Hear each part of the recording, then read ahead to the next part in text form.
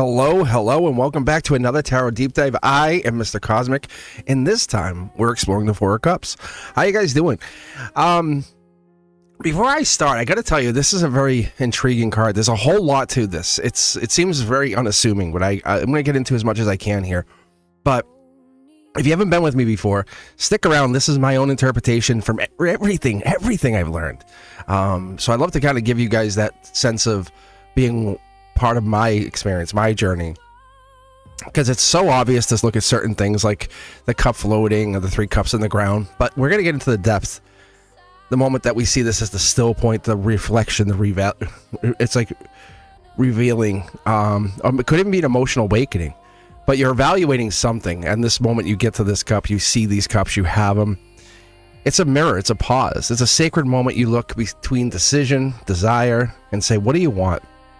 What are you trying to get here? The young figure there that's sitting by that tree with their arms crossed, they're lost in contemplation. You know how that feels, right? You get lost in your thoughts. That's the moment you say, hey, what am I looking for with this moment of what happened before them sets precedence ahead of them, but they're living in the now. The Three of Cups on the ground, they're representing the experiences, the relationships, even the emotions they've already known, felt. Even the cloud that's holding that fourth cup is the divine offering. It's simply the Ace of Cup, right? It's that first Ace of Cup. It's that one out of the group. It's how you're figuring it out, what you don't see. It's really hard, but in meditation, the moment you take a look at what you have in life, the moment you pause to say, I'm grateful for, that's what this comes in as. Because the number 4 in all of numerology represents innate stability against that stagnation, especially when we get to, like, say, the Four of Wands. We look at that. We look at long-term commitment, the marriage card, as it would be called. But the square of the 4 gives structure. When we overbuild, it becomes a cage. So you have to be careful. You know how that feels. But the emotions, the card signaling the withdrawal after just deep giving, that's you kind of giving back to yourself, saying, you know, I overgave. Maybe you gave too much. Past relationship, friendships, family. The only moment you can get into is to recognize that you're pouring a cup because you choose. But now you're choosing pause. You're choosing wait. You're choosing I hold back. It's not disinterest. It's kind of like detoxing for the soul, isn't it? When we look at the Four of Cups, we see the tree, we see the grass, we see all that. But the heart is growing quiet. The universe is whispering to you. Your eyes are closed. But if you look closer, even at the ground, you look at this, they're not distant by accident. They came to this place. They sought this place out. And they're bringing with them messages. Messages are trying to reach them still. The shaded tree, it's protection, not punishment. I look at it as the tree of life even. And in that shadow, in that mindset, it's saying you're aligning your chakras, your feelings. The divine is just a moment of saying, hey, pause, incubate, think. Where does silence become that revelation? Where do you open up to that sense of who you want to be in the higher self? It's a summit, as it would be, right? Because you don't see any mountains here, do we? We always talk about how mountains are in every card. You're on the top here. It's the moment of decision, reflection. It's the moment the whisper happens before the trumpet blows and says, are you ready? Nod, trumpet. That's the ignoring the others. If you look at even like the Three of Cups, because many people ignore that moment because it doesn't just sparkle. But what happens is the Three of Cups leads you to this. It appears, like I say, very unassuming, doesn't it? When we look at these cards and we sit here and go, oh, there's not much here. But it's teaching you that your next blessing will not look like the last. And that's what you feel. Ask yourself if you went on to start dating someone new or you took on a new job. There was a moment of realization that everything changed. Your eyes, they were only tuned for what was. And now you're looking for what is. And there's a bigger difference. Astrologically, this card, you'll hear me assign it to the Cancer, right? I'll say that the 3, the 4s, the 5s, even all of those water energies that come along with this, they're showing you that you may feel nostalgic. You may be longing for what's gone.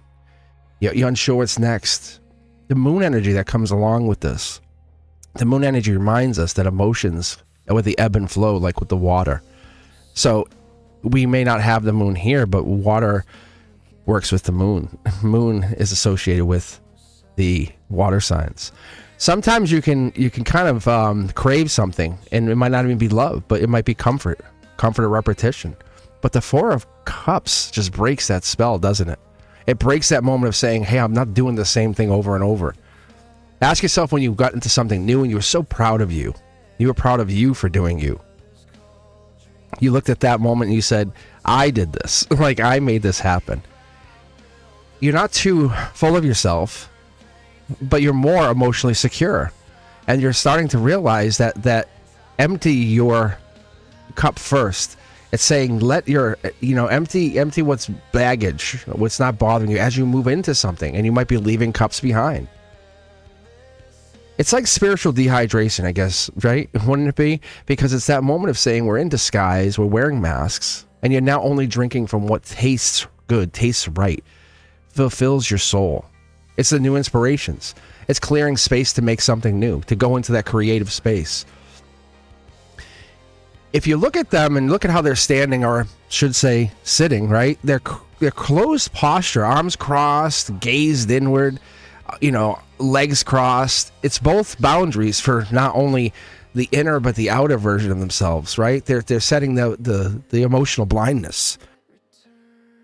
And they're saying, I'm looking inward on this one. No one can influence them. You can't change their mind as it would be. When you protect that peace, and they protect the peace, and you protect your light, you block out anything that's no longer good for you. The Four of Cups invites you to balance rest without the rejection, right? Saying, hey, I can be rejected. I'll just go rest. I can take solitude. It's not separation. It's that moment of recognizing that in yourself, in your goal, in your life, the pause of peace is not about resistance. It's about finding yourself in that pause, in that moment of the green grass, looking at the greener pastures.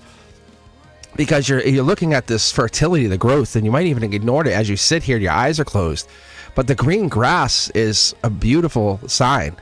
Even the color of the tunic, it's connecting to the emotional protection, right? We have the red, the green, or the blue. And I say, look at the colors when you pull for these.